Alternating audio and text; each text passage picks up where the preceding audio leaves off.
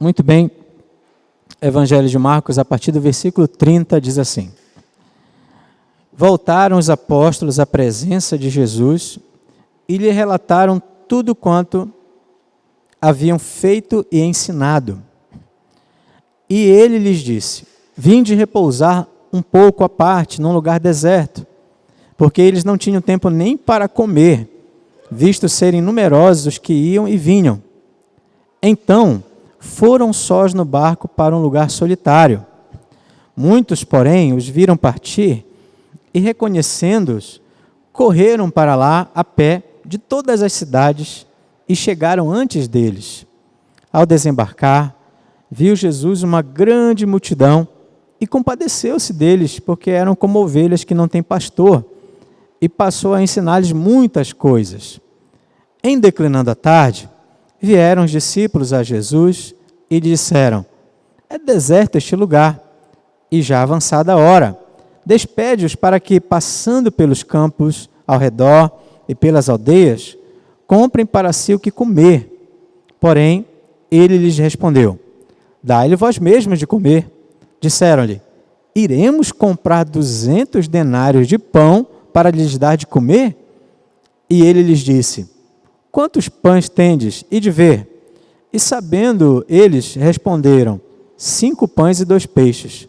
Então Jesus lhes ordenou que todos se assentassem em grupos sobre a relva verde, e o fizeram, repartindo-se em grupos de 100 em 100 e de 50 em 50. Tomando ele os 5 pães e os 2 peixes, erguendo os olhos ao céu, os abençoou e, partindo os pães, deu aos discípulos para que os distribuíssem. E por todos repartiu também os 2 peixes. Todos comeram e se fartaram. E ainda recolheram 12 cestos cheios de pedaços de pão e de peixe. Os que comeram dos pães eram 5.000 homens. Amém. Meus irmãos, esse capítulo 6 é bem interessante. Ele começa com o Senhor Jesus sendo rejeitado pelos seus conterrâneos lá de Nazaré. E ele então avança, continua pregando o evangelho por todo lugar. E a partir do versículo 7, nós temos então o Senhor Jesus chamando seus apóstolos, seus discípulos, e dando a eles uma missão. Vejam bem, os apóstolos até então estavam sendo preparados pelo Senhor Jesus, estavam sendo doutrinados, capacitados, e agora eles recebem um treinamento. E o Senhor Jesus então divide eles de 2 em 2, e eles deveriam ir pelas aldeias, pelas circunvizinhanças, pregando o reino de Deus, e deu a eles também poder para curar e para expelir demônios.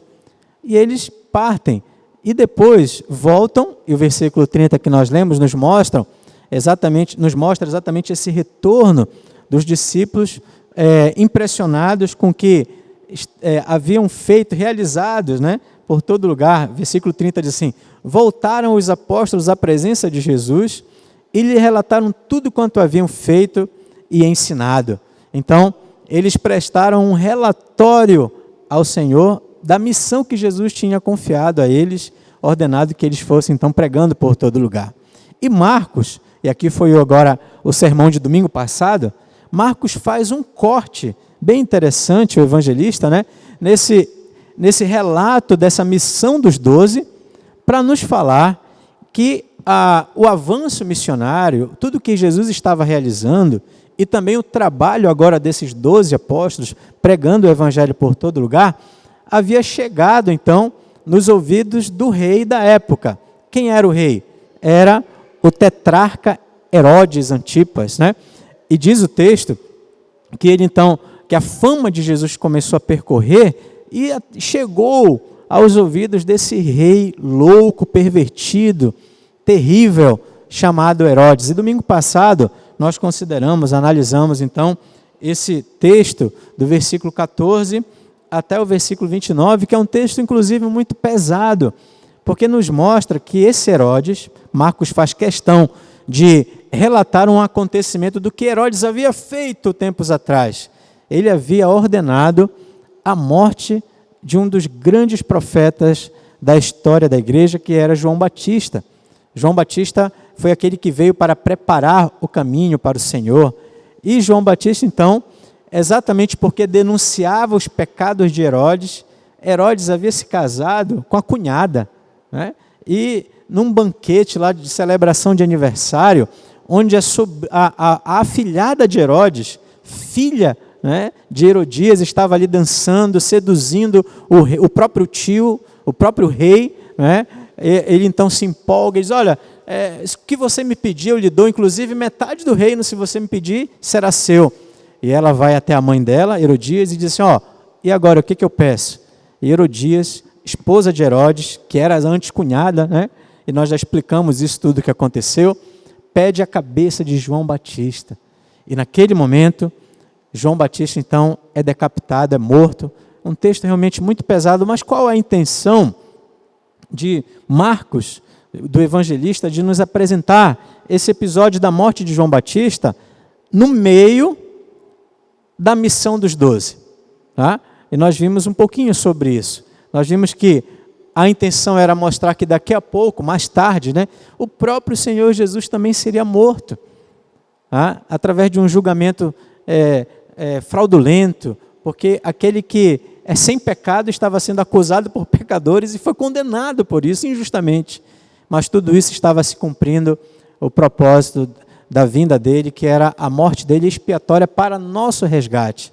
Nós vimos também que Marcos quer nos ensinar os apóstolos que a pregação do reino de Deus verdadeira e bíblica, ela está também associada à ideia do martírio, do sofrimento, porque não tem como, neste mundo perverso, nós avançarmos pregando a mensagem do reino de Deus sem sermos perseguidos por esse mundo, que nos odeia, que odeia Deus, que odeia o Evangelho. Então Marcos quer nos ensinar, e mais tarde os próprios apóstolos, que nesse momento foram e depois voltaram apresentando relatórios, praticamente todos eles foram mártires do cristianismo, foram perseguidos, mortos, assassinados, exatamente por causa da pregação do Evangelho que eles saíram mundo afora pregando. Mas agora também tem um outro propósito, que eu não falei no domingo passado, porque tem tudo a ver com esse texto que nós lemos aqui. João Marcos quer nos falar a respeito de quem estava reinando naquele tempo, nos dias de Cristo. E o rei, aquele tetrarca, né, era um rei imoral, pagão, um homem sem temor a Deus, um homem repleto de luxúria, num banquete cercado de puxa-sacos, de gente poderosa, e de imoralidade, e de idolatria, e de paganismo. E ele quer nos mostrar isso, porque o texto que nós lemos agora, dessa multiplicação dos pães e peixes que Jesus opera, esse milagre tão poderoso, né, tão espetacular, tem um ensinamento que está totalmente relacionado com a ideia de reinado. É exatamente isso. Antes de nos apresentar esse ensinamento, Marcos quer nos mostrar quem está reinando. É como se ele dissesse assim, ó, eu tenho algo para apresentar agora para vocês, mas vocês, antes de ouvirem o que eu tenho a dizer, ou ler, né? Antes de lermos, é preciso nós entendermos quem estava no poder, quem estava reinando naqueles dias. E o reinado estava nas mãos de um rei terrível, péssimo, chamado Herodes Antipas. Mas o que isso tem a ver com a multiplicação dos pães e peixes? Nós precisamos aprender o ensinamento dessa multiplicação de pães e peixes. Nós temos que olhar para esse texto, analisar esse texto e entender o sentido central, o ensinamento principal dessa passagem das Escrituras. Nós não podemos sair daqui sem perceber isso, sem aprender isso, porque isso é realmente muito, muito importante para a nossa vida, para a nossa caminhada, para a nossa peregrinação, para o nosso crescimento espiritual. Veja que isso é tão interessante que os discípulos demoraram muito para aprender esse ensinamento. Vocês podem olhar, por favor, no capítulo 6 mesmo, os versículos 45. 45 até o 52. O que nós encontramos aí? encontramos aquele episódio bem interessante, famoso, de que Jesus anda por sobre o mar, correto? Então, resumindo, Jesus anda por sobre o mar, vai até os seus discípulos que estavam numa tempestade, e quando os discípulos veem Jesus se aproximando, eles pensam que é um fantasma. Eles ficam apavorados, desesperados, pensando que um fantasma está indo na direção deles. Vejam só, o versículo 51 e 52 diz assim, eu vou ler para vocês. E subiu para o barco para estar com eles, e o vento cessou. Ficaram entre si atônitos. Agora, olhem, prestem atenção o que o evangelista João Marcos registra. Versículo 52. Porque não haviam compreendido o milagre dos pães, antes o seu coração estava endurecido. Então, exatamente isso.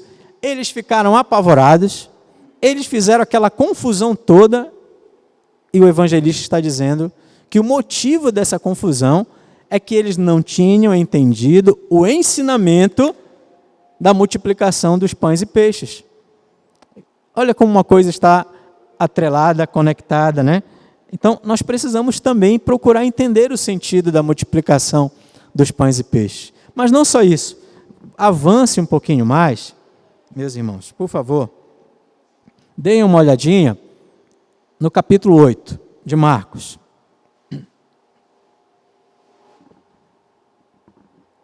O que nós encontramos no capítulo 8 de Marcos? Uma segunda multiplicação de pães e peixes. Um milagre muito parecido. Eu acho muito interessante que um milagre tão parecido seja relatado novamente. Me parece que a ideia é que o autor sagrado ele quer nos mostrar que Jesus se importava tanto, mas tanto, que eles aprendessem a lição, que ele volta, né? É como se ele voltasse realmente a fazer um milagre parecido, semelhante, para que eles finalmente entendessem a grande lição que eles precisavam aprender. Vejam só, deem uma olhadinha no capítulo 8, a partir do versículo 14.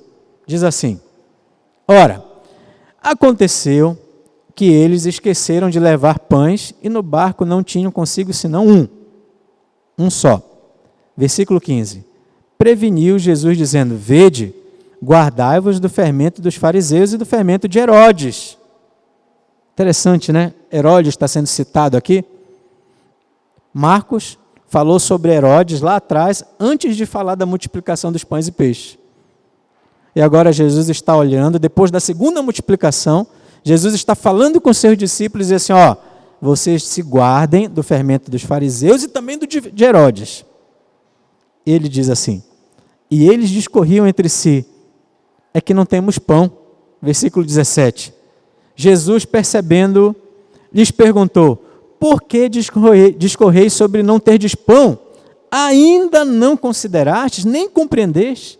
Tendes o coração endurecido? Tendo olhos não vedes e tendo ouvidos não ouvistes? Não vos lembrais de quando partis os 5 pães para os 5.000? Quantos cestos cheios de pedaços recolheste? Responderam eles, 12. E de quando partiu os 7 pães para os 4.000? Quantos cestos cheios de pedaços recolheste? Responderam, 7. Versículo 21. Ao que lhes disse Jesus, não caiu a ficha ainda? Não compreendeis ainda? Né? Usando uma linguagem mais atual, seria o quê? Não fizeram download? Sei lá, algo assim. Né? Não sei, vocês que manjam aí. Então, capítulo 6, um milagre de multiplicação de pães e peixes. Capítulo 8, outro milagre. A tempestade eles não entenderam porque não tinham compreendido o ensinamento do milagre dos pães e peixes. Depois do segundo milagre de pães e peixes, os discípulos ainda estavam confusos, estavam num barco perturbados porque não tinham levado pães, e Jesus sacode eles, diz assim, vocês ainda não compreenderam? Vocês estão se permitindo serem inflamados pelos fermentos dos fariseus e do fermento de Herodes, e vocês ainda não compreenderam? Eu fiz 2 vezes esses sinais, esses milagres, e vocês ainda não compreenderam a lição? Vocês têm o coração endurecido? Então, é enfático, é insistente. o texto está nos dizendo que nós precisamos aprender qual a grande lição, qual o grande ensinamento do milagre dos pães e peixes. E esse é o nosso propósito aqui, exatamente de nós juntos percebermos o sentido desse texto lá no capítulo 6. Eu peço que vocês deem uma olhadinha, porque a resposta está no versículo 34. No versículo 34, nós temos a resposta. O que nós precisamos aprender? Qual o grande ensinamento dessa narrativa, desse milagre tão espetacular da multiplicação dos pães e dos peixes? Versículo 34 nos tem a resposta. Está escrito assim: ao desembarcar, viu Jesus uma grande multidão e compadeceu-se deles, porque eram como ovelhas que não têm pastor, e passou a ensinar-lhes muitas coisas. O que aconteceu? Vamos lá. Os discípulos voltaram à presença de Jesus, relataram o que havia acontecido, e Jesus olhou para aqueles homens esgotados, cansados, e o próprio Senhor Jesus reconheceu que era necessária uma pausa, uma pequena folga pastoral. E Jesus então planeja levar os seus apóstolos para um lugar deserto para descansar, porque as multidões os cercavam e eles não tinham tempo sequer para comer. Então eles entram no barco, avançam para determinada região, e as pessoas, vendo e percebendo para onde eles iam, se adiantaram, correram na frente e esperaram eles lá do outro lado. Quando Jesus estava chegando então lá do outro lado, a multidão estava ali, esperando, desesperada, cansada, aflita, esperando pelo Mestre, pelo Messias. E Jesus então, o texto bíblico diz que ele não repreende aquelas pessoas, ele não ordena que Pedro ou um outro apóstolo, olha, vamos, não deu certo, vamos para outro lugar, porque eles nos perturbam, eles nos seguem, eles não nos deixam em paz. Não, Jesus não faz isso. Eles estão esgotados, cansados, mas mesmo assim, o que Jesus faz? O texto bíblico diz que ele se compadece daquela multidão, e ele desce do barco e começa a fazer o quê? Começa a ensinar o Evangelho, a mensagem do reino de Deus, para aquele povo tão sofrido, tão perdido, tão abandonado. E nessa expressão, eram como ovelhas que não têm pastor, nós temos a resposta para o nosso estudo. O sentido do texto está nessa expressão, eram como ovelhas que não têm pastor. Porque essa expressão, ela aparece em vários outros lugares na Bíblia. E essa expressão tem um peso teológico imenso, uma riqueza bíblica tremenda, que quando nós olharmos os textos, e vamos fazer isso rapidamente, nós vamos perceber o que está acontecendo aqui. Nós vamos perceber por que, antes de falar desse milagre, Marcos nos leva lá para o palácio de Herodes. Antes de falar a respeito desse milagre, desse acontecimento, nós precisávamos antes olhar para quem estava reinando, e nós precisávamos ir para aquele palácio e ficar desesperados diante da situação de que um rei tão podre, tão imundo, tão devasso, está tomando conta, está reinando e governando sobre aquelas pessoas abandonadas e desesperadas.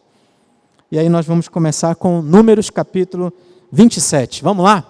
Rapidinho, nós vamos olhar agora a teologia bíblica dessa expressão, eram como ovelhas que não têm pastor.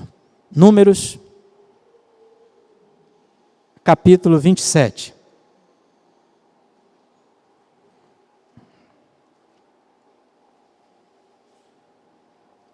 Números, capítulo 27, meus queridos irmãos.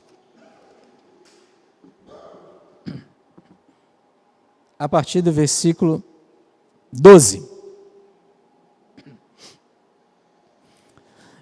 O título que a minha Bíblia apresenta aqui é o seguinte: Deus prediz a morte de Moisés. Então, é um texto interessante, onde Deus vai falar a Moisés a respeito da morte de Moisés. Ok, vejam só, versículo 12.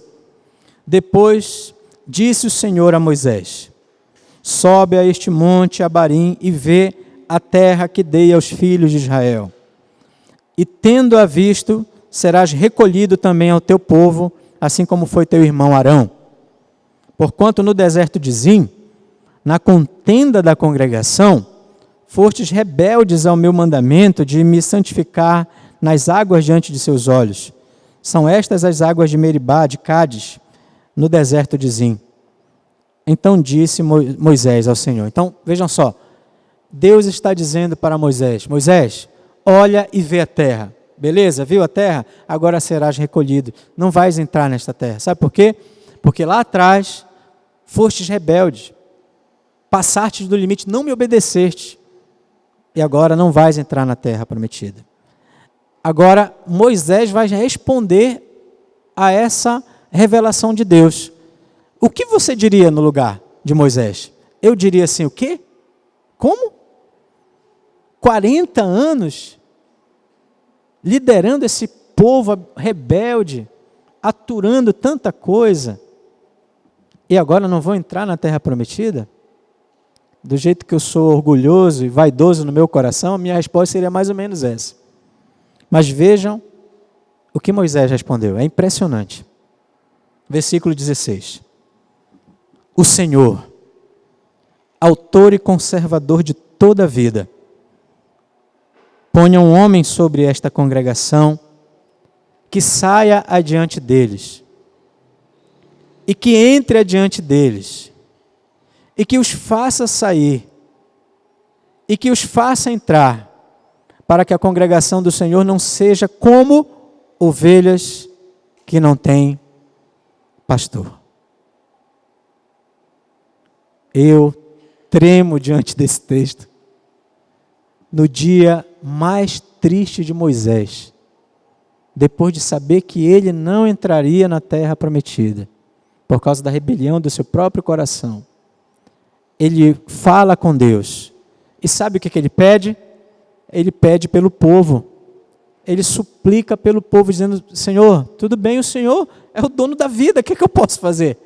O Senhor tem direito, o Senhor é justo, a minha vida está em tuas mãos, tens a palavra inicial e final, acabou, ponto. Mas eu peço uma coisa, Senhor, olha esse povo, põe alguém, põe um líder piedoso, santo, que os dirija com autoridade, com piedade, com santidade, que os faça entrar, que os faça sair, porque, Senhor, o que dói no meu coração é que esse povo jamais sejam como ovelhas que não têm pastor. Então essa expressão, como ovelhas que não têm pastor, é uma expressão que fala da necessidade do povo ter um líder santo, piedoso. Se o povo tiver um líder santo, piedoso, temente a Deus, então essas ovelhas terão um pastor. Mas se for um homem insensato, louco, perdido, então as ovelhas serão como ovelhas que não têm pastor. Interessante isso, meus irmãos. Agora vamos avançar um pouquinho mais. Vamos olhar para outro texto da palavra de Deus. Lá em 1 Reis. 1 Reis. Primeiro livro dos Reis. Capítulo 22.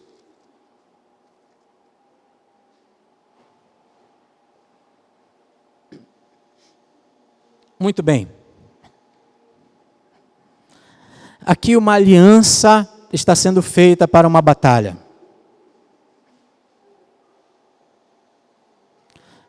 Israel vai guerrear contra a Síria e Acabe, o rei de Israel, vai pedir ajuda para o rei Josafá de Judá. Quer fazer uma aliança com ele.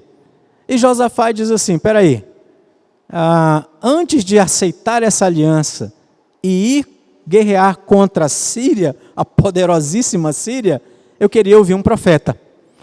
Tem algum profeta aí no teu reino? Então, o que Acabe faz?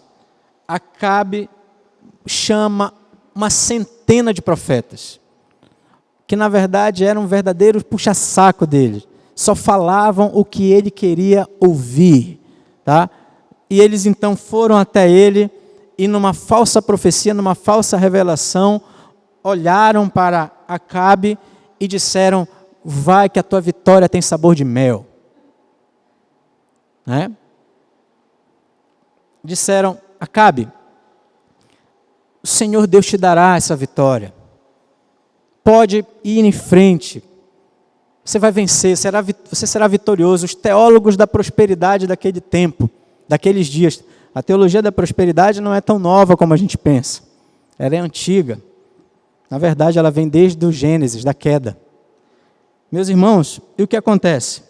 O rei Josafá desconfiou e disse assim: peraí, não tem nenhum outro profeta? Porque ele achou estranho tantos profetas falando a mesma coisa, mas não tem mais nenhum aí que eu possa ouvir. Aí Acabe diz: tem um profeta, tem um cidadão terrível, que esse homem é terrível, ele não fala nada que eu gosto de ouvir. Mandaram chamar então esse profeta chamado Micaías. Vejam aí o versículo 17. Vou ler desde o versículo 15 para a gente entender bem. Diz assim: e vindo ele ao rei, este lhe perguntou: Micaías, iremos a Ramote de Gileade a peleja ou deixaremos de ir? Ele lhe respondeu: sobe e triunfarás, porque o Senhor a entregarás nas mãos do rei. O rei lhe disse: quantas vezes te conjurei que não me fales senão a verdade em nome do Senhor? Então, veja só, o próprio rei, quando perguntou a Micaías, Micaías disse: olha, pode ir que serás vitorioso. O rei estranhou: peraí, ele está falando a mesma coisa que os outros, então tem alguma coisa errada. Aí o rei, ou seja, ele estava sendo irônico, né? Então Micaías finalmente respondeu, versículo 17. Então disse ele: vi todo Israel disperso pelos montes, como ovelhas que não têm pastor. E disse o Senhor: estes não têm dono, torne cada um em paz para a sua casa. Então Micaías estava profetizando que de fato eles cairiam diante da Síria e o povo de Israel ficaria sem rei. O rei morreria nessa batalha. Ou seja, o que nós estamos aprendendo aqui? Que essa expressão, ovelhas que não têm pastor, agora ela está associada ao reinado. Quando o povo não tem rei, não tem um rei piedoso, eles são como ovelhas que não têm pastor. Ou seja, pastor, a partir de agora, é sinônimo de rei. Quem é o rei? Quem é o pastor do povo de Deus? São os reis que estavam reinando nos tempos de Israel. Vejam, será que faz sentido o que eu estou dizendo? Será que é assim mesmo? Vamos avançar um pouquinho mais. Vamos olhar agora um outro texto muito conhecido de vocês, lá no profeta Ezequiel. Um outro texto muito conhecido nosso, do profeta Ezequiel. Lá no capítulo 34, por favor.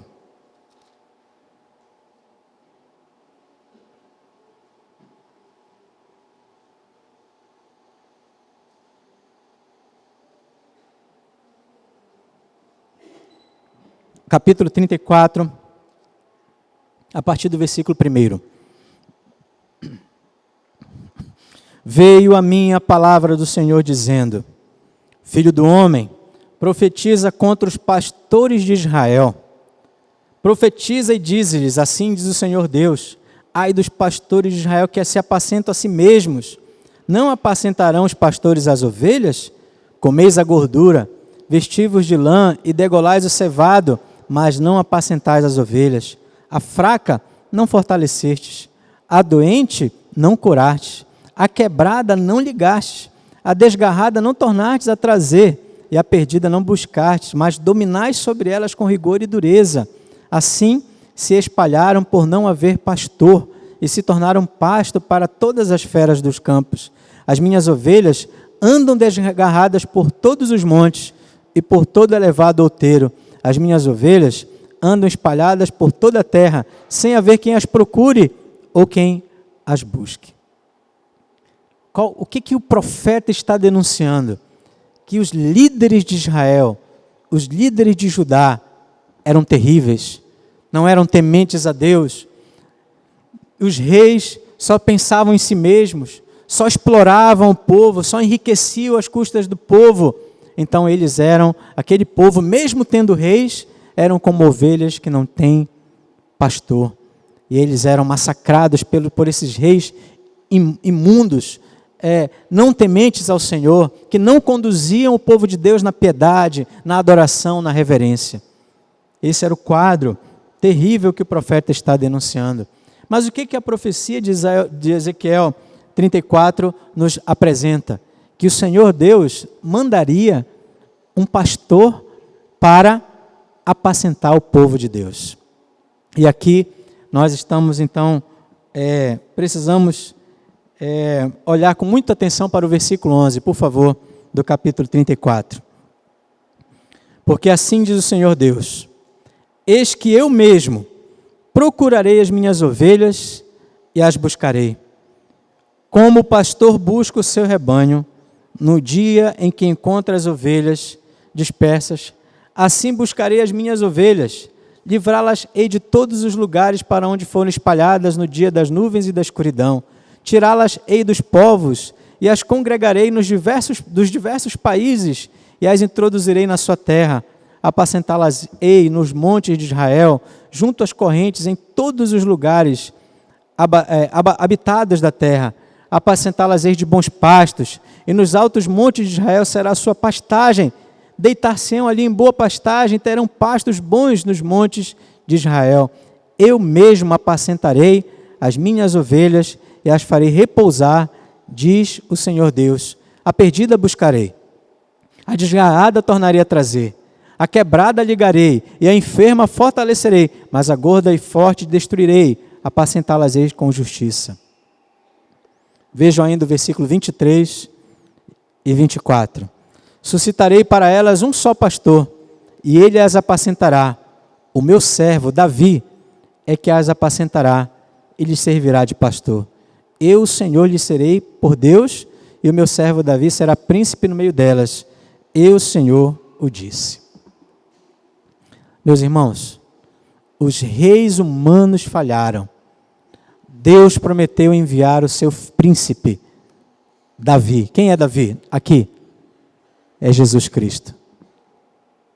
Então, a promessa do Senhor é que Ele viria para finalmente apacentar o seu povo e apacentar para sempre, de maneira que eles nunca mais ficariam sem pastor.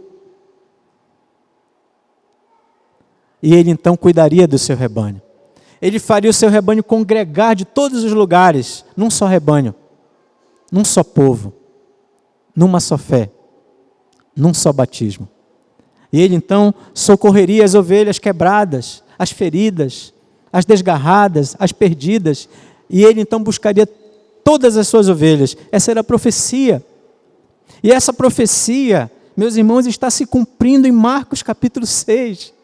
É por isso que o evangelista está dizendo para nós que quando Jesus olha para aquele monte de pessoas feridas, perdidas neste mundo por causa do pecado, das coisas terríveis da vida, desse mundo caído, Ele se compadece delas, porque elas eram como ovelhas que não têm pastor. Quem era o rei daquele dia? Herodes, um rei ímpio, um rei que engordava às custas das ovelhas, um rei sem temor a Deus. E é exatamente naquele texto lá de Marcos, capítulo 6, a partir do versículo 30, quando Jesus chega até aquele povo cansado e começa a ensinar a palavra de Deus e começa a alimentá-las com a palavra da vida eterna, que Marcos está nos ensinando que Ele está se revelando como o verdadeiro pastor do seu povo. O povo de Deus nunca mais ficaria sem pastor. Em outro lugar, Jesus disse: eu sou o pastor. E eu sou o bom pastor. E o bom pastor, não o péssimo, o ruim, ele dá a vida pelas ovelhas. E ele disse em outro lugar que ele espontaneamente dava a vida pelas suas ovelhas. Marcos capítulo 6 não é apenas para nos falar que Jesus tem poder para multiplicar pães e peixes. Mas Ele fez isso exatamente porque Ele é o Rei absoluto sobre toda a criação. E é por isso que ele pôde, naquele dia, multiplicar matéria no mundo, moléculas, porque ele é o rei absoluto, ele é o criador de todas as coisas, ele é o glorioso rei, dono de tudo, o criador, o Deus da providência e pastor do seu povo para sempre. Ele se fez carne, Deus veio, se encarnou para buscar o seu povo, para arrebanhar o seu povo. E ele tem chamado as suas ovelhas pela sua palavra, pela pregação do evangelho. E ele disse: as minhas ovelhas ouvirão a minha voz e me seguirão.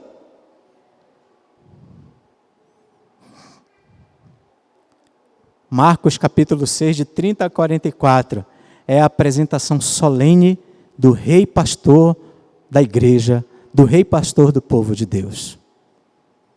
Nunca mais, nunca mais, nunca mais estaremos, meus irmãos, à mercê do mercenário, dos falsos reis, falsos pastores, dos ímpios deste mundo, dos Herodes, dos Acabes, seja lá quem for, porque nós temos para sempre e em definitivo o nosso pastor, bispo supremo da nossa alma, o nosso Senhor Jesus Cristo, nos pastoreando e reinando absolutamente. Ele reina, ele é rei, ele é o nosso rei. E ele estava ali se apresentando no seu ofício de rei, porque ele é para nós sumo sacerdote, um profeta por excelência e o rei dos reis. E aquele texto é um texto onde ele está se apresentando como o nosso rei. E é muito curioso que o evangelista Marcos, se você prestar atenção, lá no texto, eu já estou encerrando, já vou passar para a conclusão, meus irmãos. Se vocês olharem para Marcos capítulo 6, o texto que nós lemos, vocês vão perceber como Marcos faz questão de apresentar alguns detalhes para nós. Por exemplo, o versículo 39 diz que Jesus lhes ordenou que todos se assentassem em grupos sobre a relva verde. Lembra da profecia de Ezequiel? Que ele nos faria assentar em pastos verdejantes. Lembra do Salmo 23, que o pastor que refrigera a nossa alma nos faz assentar sobre os pastos verdes e refrigera a nossa alma e nos guia pelas veredas da justiça, porque ele é o nosso pastor por excelência e ele então pode alimentar a nossa barriga, mas muito mais ainda, e acima de tudo alimentar a nossa alma, porque ele mesmo é o pão da vida. Ele mesmo é o pão que desceu do céu para nos abençoar e para nos enriquecer com o seu perdão e com a sua doce e perfeita comunhão. Meus irmãos, esse é o grande ensinamento dessa passagem de Marcos capítulo 6, de 30 a 44. Foi por isso que o evangelista, antes de nos apresentar esse texto, nos apresentou Herodes, para que nós estivéssemos aflitos, dizendo: meu Deus, será que é esse que reina sobre nós? Não, esse tempo já passou. É verdade, quando nós olhamos aí, às vezes nós nos sentimos à mercê desses homens maus, desse tempo, corruptos, homens violentos, políticos, que fazem maldades e etc., os poderosos deste mundo. Mas em última instância, meus irmãos, não, nós não estamos entregues ao léu, nós estamos debaixo dos cuidados do nosso Rei Jesus, que deu a vida por nós, ressuscitou ao terceiro dia e hoje reina à direita de Deus Pai, intercedendo por nós e fazendo a vontade dele prevalecer, inclusive, sobre nossa vida, nos protegendo dos inimigos da igreja, nos guardando na nossa caminhada.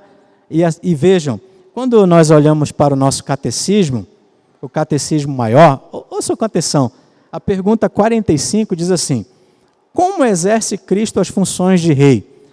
Eu vou ler a resposta e a resposta mostrarão as aplicações disso para nossas vidas. Veja só, a resposta: Cristo exerce as funções de rei, chamando do mundo um povo para si. Chamando do mundo um povo para si. A profecia, a promessa não era exatamente isso? Congregar para ele mesmo um rebanho? Então, quando você foi chamado pela pregação do Evangelho e você se converteu a Cristo, você estava então obedecendo o chamado real, o chamado do poderoso Senhor Jesus Cristo. convencendo você do pecado, transformando o seu coração, lhe dando vida e lhe dando do Espírito Santo.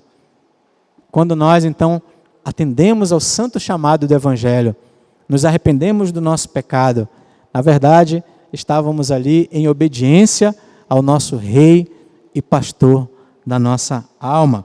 Mas não apenas isso, ele também exerce as funções de rei, nos dando oficiais, leis e disciplinas para visivelmente nos governar.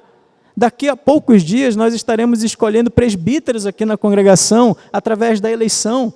Quando nós escolhermos esses homens, presbíteros e diáconos, esses oficiais, é preciso que nós entendamos que o Rei Jesus decidiu governar a igreja visivelmente através de homens, pecadores. Mas que esses homens, em fazendo um trabalho submisso à palavra de Cristo, esses homens então são instrumentos de Deus para o trabalho prosperar e crescer e avançar. Então o Rei Jesus quer pastorear o seu povo usando homens de acordo com os seus propósitos. Vejam, e ainda continua o texto dizendo, recompensando a sua obediência e corrigindo-os por causa dos seus pecados, preservando e sustentando-os em todas as tentações e sofrimentos. Então, como Jesus nos pastoreia, como o nosso Rei tem cuidado de nós, a resposta é essa, que quando nós decidimos fielmente obedecer à sua vontade, Ele nos recompensa, porque nenhum trabalho para o Senhor e no Senhor será em vão, e todas as nossas dedicações de vida terão consequências eternas. Mas sabe como Ele também reina sobre nós e nos pastoreia nesse tempo? Quando Ele nos corrige, quando nós pecamos, Ele vem por amor nos corrigir, puxar nossa orelha, nos disciplinar, para que nós possamos então nos arrepender do caminho de rebeldia e nos voltarmos para Ele, amorosamente arrependidos. Então, o Senhor Jesus Cristo está nos pastoreando. Quando nos chamou do pecado, quando nos congregou, quando nos deu oficiais, quando nos tem recompensado a obediência, mas também quando Ele tem nos corrigido. Em todas essas coisas são manifestações do reinado de Cristo em nossas vidas. Porque nós jamais ficaremos sem pastor. Jamais. Para finalizar, o catecismo continua dizendo o seguinte: restringindo e vencendo todos os seus inimigos, e poderosamente dirigindo todas as coisas para a sua própria glória e bem do seu povo, e também castigando os que não conhecem a Deus e nem obedecem ao Evangelho. Então vejam, Ele nos protege, Ele nos guarda, Ele vence os inimigos e Ele faz todas as coisas cooperarem para o nosso bem. Sabe, a doença,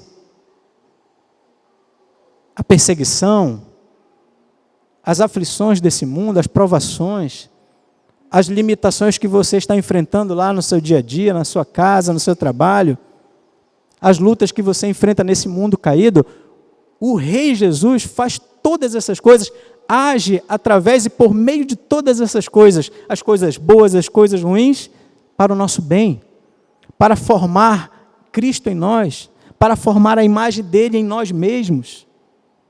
Nós não estamos, meus irmãos, entregue ao acaso. A nossa vida não é uma desgraça, um caos, um absurdo. A nossa vida, ela é governada, pastoreada pelo nosso Rei Jesus Cristo, pelo nosso Senhor Jesus Cristo. E para finalizar, o texto diz, e é muito verdadeiro, que Ele vai castigar os desobedientes. Não se enganem. Não se enganem. Não adianta fazer de conta que serve a Ele, fazer de conta que o ama. Não adianta ser meramente religioso. Não adianta, é preciso se render a Ele, é preciso adorá-lo, é preciso se arrepender aos pés dEle, é preciso realmente entregar o coração, porque aqueles que são desobedientes ao Evangelho, que endurecem seus corações, que andam na perversidade, prestarão contas com esse Rei e será inescapável. Não haverá para onde fugir. Então eu encerro fazendo um apelo aqui. Se alguém aqui ainda não tem Jesus como pastor, ainda não pode dizer, Ele é o meu pastor, numa declaração de fé, de submissão, de humildade. Este é o dia que fez o Senhor para esse encontro salvífico, para esse dia de salvação, de entrega, de arrependimento, de conversão, de transformação, de vida eterna. Este é o grande dia. Não endureça seu coração. Entregue-se a Cristo. Entregue-se, creia na palavra de Cristo. Creia nas suas promessas. Creia porque Ele diz, Ele promete que aquele que crê nele viverá eternamente. Aquele que crê nele terá a vida eterna. E esse é o chamado do Rei Jesus nesta noite. É um chamado para que aqueles que ainda não o adoram, não o servem, comecem agora, entregando suas vidas ao Senhor, arrependidos, contritos, abatidos, humilhados ao pé do Rei Jesus. E o chamado do Senhor para aqueles que já o servem, para as ovelhas do rebanho, é: confiem no Rei. Tenham paciência. Trabalhem, se dediquem, se santifiquem, porque nós jamais, meus irmãos, jamais ficaremos neste mundo sem pastor. Jesus é o Rei, pastor do seu povo. Glórias a Deus por isso. Que Deus nos ajude. Que Deus nos abençoe.